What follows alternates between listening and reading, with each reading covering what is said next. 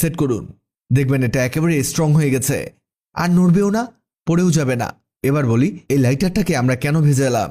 এটা মূলত সেফটির জন্য করেছি। মানে যখন বন্যা আসে বা আপনি সমুদ্রের মধ্যে ঘুরতে গেলেন, তখন লাইটারের প্রয়োজন হতে পারে। তো লাইটার ভিজে গেলে আগুন জ্বালানো মুশকিল হয়ে পড়বে। এভাবে বেলুন দিয়ে পেঁচালে এগুলো যতই ভিজুক এটা জ্বলবেই।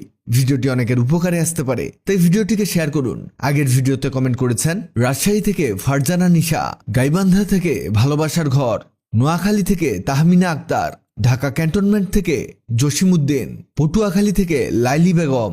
আপনারা যারা কমেন্ট করেছেন আপনাদের ধন্যবাদ। আপনি পৃথিবীর কোন জায়গা থেকে ভিডিওটি দেখছেন কমেন্ট করুন, যাতে পরবর্তী ভিডিওতে আপনাকে ধন্যবাদ জানাতে পারি। ভিডিওটি ভালো লাগলে লাভ ইউ একদিন, খারাপ লাগলে হাহারি একদিন।